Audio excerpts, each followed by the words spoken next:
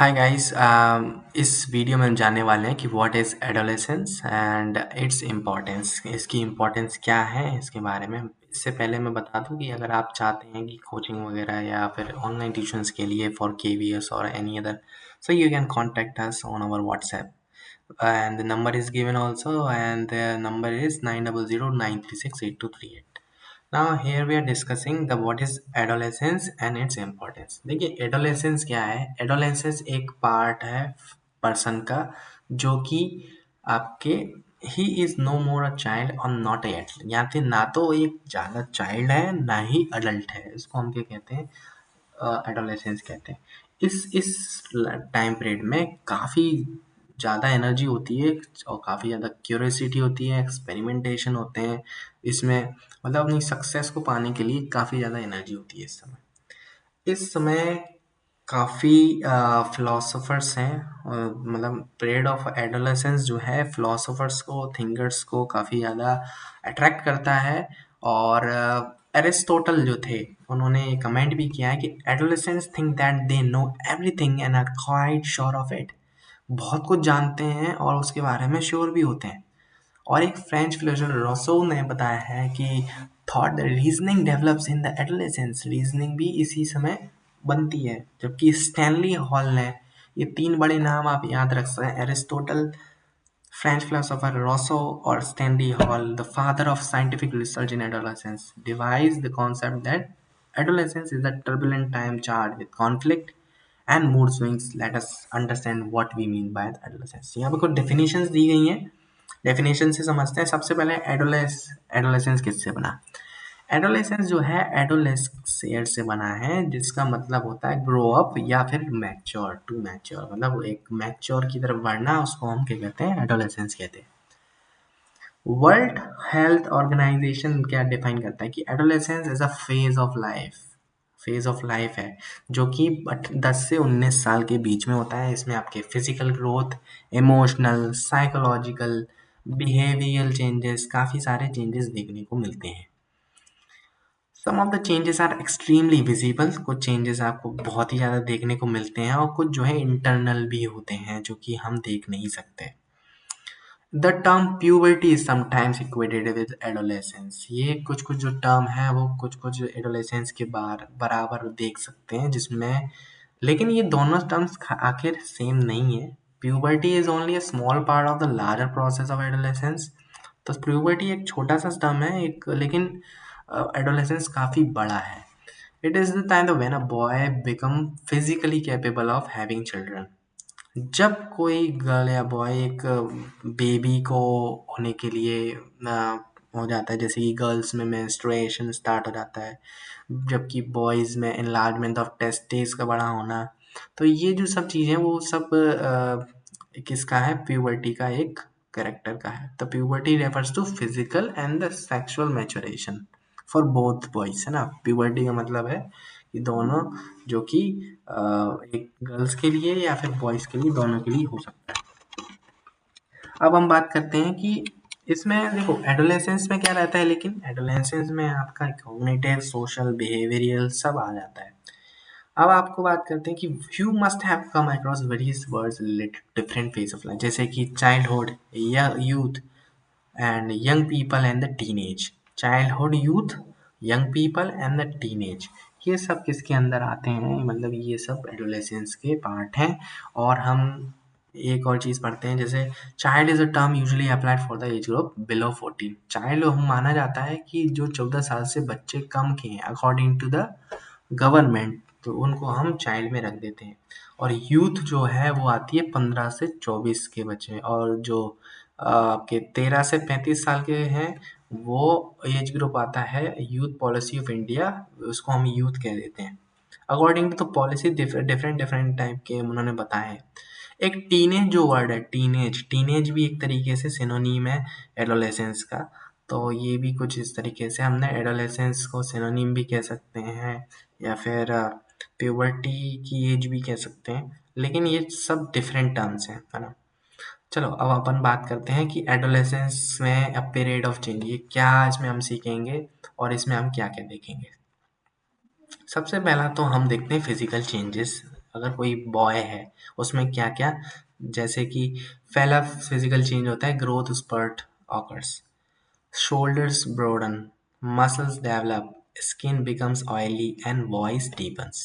तो इस तरीके के चेंजेस आपको देखने को मिलते हैं, है ना। आपके शोल्डर्स, मसल्स, स्किन, वॉइस वगैरह सब ये चेंज होने लगते हैं। इसके बाद मस्टाच एंड बियर्ड आने लगती है, underarm, chest, genital hair आने लगते हैं, पेनिस एंड टेस्टिस बड़े होने लगते हैं, स्पर्म प्रोडक्शन होने लगता है। ये सब चीज़ें सब जो है अ, आने लगता है ना। इसके बाद आता है फिजिकल चेंजेस इन एडल्ट। अब गर्ल्स में क्या देखने को आता है, इसमें भी सेम ऐसे ही है कि growth spurt occurs, breast development, यहाँ से ब्रेस्ट स्टार्ट होता है, स्किन बिकम्स ऑयली होने लगती है, हिप्स वाइडन होने लगते हैं, ऐसे ही वेस्ट लाइन नैरोज होती हैं, growth of under arm and genital air आते हैं, और एक्सटर्नल जेनिटल्स लार्ज होता है, जो जेनिटल एरिया लार्ज होने लगता है, यूटेरस एंड ओवेरिस लार्ज होता है, evolution occurs and the menstruation becomes, मतलब स्टार्ट हो जाता है। ये सब चीज़ें हैं, अगर आप एक एक टर्म के बारे में जानना चाहेंगे तो आप इनको सर्च कर सकते हैं, जो जो टर्म्स जो हैं आप, तो आप इनके बारे में सर्च कर सकते हैं। सब बायोलॉजिकल टर्म्स हैं, तो आप इनको सर्च कर सकते हैं ना।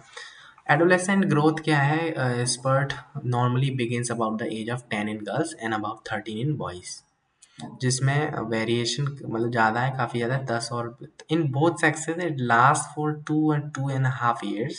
इन this period a teenager weight doubles and height increases by 15 to 20%। तो यहाँ पे क्या होता है कि उनके वेट में काफ़ी ज़्यादा देखने को मिलता है, उनकी हाइट में भी काफ़ी ज़्यादा देखने को मिलता है। और यहाँ जो है वेट में देखा जाए तो काफ़ी ज़्यादा वेट, मतलब गर्ल्स का वेट जल्दी बढ़ जाता है इन कंपैरिजन टू बॉयज। तो 10 साल की उम्र में गर्ल्स का जो है,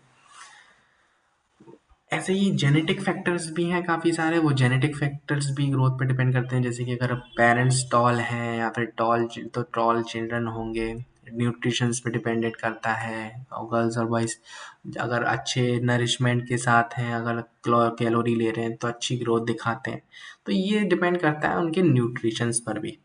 दूसरा है वाइगरस एक्सरसाइज, अगर आप हेल्थ गेन या एडिक्वेट प्रोटीन ले रहे हैं, एक्सरसाइज करते हैं, तो भी आपके अच्छे मेडिसिन वगैरह लेते हैं तो भी आपका अच्छा ग्रोथ हो सकता है। तो डिपेंड करता है, ये आपके ऊपर जेनेटिक भी हो सकता है, या आपकी एक्सरसाइज पर डिपेंड करता है, या फिर आपकी खुद की जो एडोलेसेंट ग्रोथ है वो भी डिपेंड करता है, जो कि नेचुरल है। अब आते हैं सेक्सुअल चेंजेस क्या होते हैं बॉयज़ में। सबसे बड़ा कि सेक्सुअल चेंजेस में है कि वो सेक्सुअली एक्टिव हो जाता है, एक्टिव हो जाते हैं, यानी कि बॉयज़ की बात में कर रहे हैं। यहाँ पे पेनिस, टेस्टिस और स्क्रोटम लार्ज होते हैं, पेनिस का साइज और टेस्टिस बड़े होने लगते हैं। इसके बाद आते हैं pubic axillary and the bodily hair, तो जो जो अंडर आर्म्स वगैरह हैं उधर बाल वगैरह आने लगते हैं। इसके बाद आता है उनकी वॉइस जो होती है वो काफ़ी ज़्यादा भारी होने लगती है। फिर आता है body itself becomes more distinct muscular, muscular मतलब कि उनके जो मसल्स हैं वो बनने लगते हैं। एंड सेक्सुअल अर्ज बिगिंस, यानी कि इच्छा बढ़ने लगती है, और स्पर्म प्रोडक्शन बिगिंस होता है टेस्टिस में, और एजुकेशन ऑकर्स। तो इस जो पीरियड होता है इसमें काफ़ी ज़्यादा, तो इसमें हम जो है देखते हैं कि इस समय काफ़ी ज़्यादा मतलब सेक्सुअल कैसे वो इस एज में, हाँ, तो दिस में गिव राइज टू प्लेजर, तो ये उनको प्लेजर, कंफ्यूजन या गिल्ट फीलिंग दे सकता है। और इसमें इसमें इस पीरियड में एक सेक्सुअल एक्साइटेबिलिटी भी होती है, जो कि उनके touching of the genitals and their stimulation को प्रोत्साहित करती है। This is particularly true of male because his sexual urges and drives are more distinctly genitally। तो यहाँ पे कुल मिला के एक ऐसी एज है जिसमें वो एक अर्ज पैदा कर देता है और अपने आप करने के लिए प्रोत्साहित करता है। Sexual changes in the girls में क्या देखने को मिलता है, यहाँ पे menarche the parents of the first menstruation is a dramatic. तो सबसे पहले मेंस्ट्रुएशन स्टार्ट हो जाता है, जो कि मेंस्ट्रुएशन साइकिल होता है वो इस समय स्टार्ट होता है, एक period of regular period of time के, जो कि मंथली बेसिस पे होता है। इसके बाद आते हैं कि budding of the breast take place, जो ब्रेस्ट में बर्डिंग आना स्टार्ट हो जाते हैं, जो कि progressive bigger and the fuller होने लगते हैं। साथ में axillary and the pubic hair start appearing, जो पब्लिक हेयर्स होते हैं जो अंडर आर्म्स वगैरह वहाँ पे हेयर्स आने, और हिप्स जो हैं वो बड़े होने लगते हैं, बॉडी शेप एंड सेक्सुअल अर्ज बिगिंस स्टार्ट होती है। तो सेम इसमें भी वही है, कुछ ज़्यादा एक्स्ट्रा नहीं है। फिर आते हैं हम इमोशनल और सोशल चेंजेस में। तो इमोशनल और सोशल चेंजेस कैसे आते हैं, जैसे कि एक इमोशनल इंस्टेबिलिटी आती है। ठीक है, अभी तक हम पढ़ रहे हैं एडोलेसेंस के बारे में। एडोलेसेंस में कैसे इमोशनल और सोशल चेंजेस आते हैं। सबसे पहला कि एक इमोशनल इंस्टेबिलिटी आती है ना, कि वो एक इमोशनल, किसी के साथ कैसे इमोशनल होना है वो। दूसरा, pre occupied with body image, तो हमें किस तरीके का दिखाना है अपने आप को। फिर दूसरा आता है मूड चेंजेस, तुरंत तुरंत मूड चेंजेस होने लगते हैं। क्यूरियसिटी होती है, सेल्फ एक्सप्लोरेशन, खुद से अपना आप जानना, इवोल्यूशन करना। फिर आता है concern worries about the body changes, तो फिर एक चिंता भी रहती है अपने बॉडी को लेके कि कैसे चेंजेस आ रहे हैं। दूसरा ये रहता है कि conflicts with family over control, तो ये भी देखना है। Development of abstract thinking but confusion at times. फिर आता है अट्रैक्शन टुवर्ड अपोजिट सेक्स, जो अट्रैक्शन होने लगता है अपोजिट सेक्स को लेके। फिर आता है day dreaming and the fantasizing and the relation tend to be oriented from parent to peers। यहाँ पे हमने ये देखा कि ज़्यादातर जो है इमोशनल कैसे फीलिंग्स आती हैं क्या। तो यहाँ पे हम देखेंगे किस तरीके के अलग अलग टाइप के, जैसे कि यहाँ पे लिखा है कि कंफ्यूज्ड, स्केयर, समटाइम गिल्टी, फिर romantic feeling, sexual arousal, anger, mood swings and opposite love, fail in love, hate someone. ये सब देखो, ये सब देखने को मिलते हैं, जो हमारे अंदर एक नेचुरल जो बिहेवियर है वो देखने को सब मिलता है। तो ये सब इसमें बताया गया है कि किस तरीके से वो एक एडल्ट्स और ये जो है वो किस तरीके से अपना वो इमोशंस दिखाते हैं।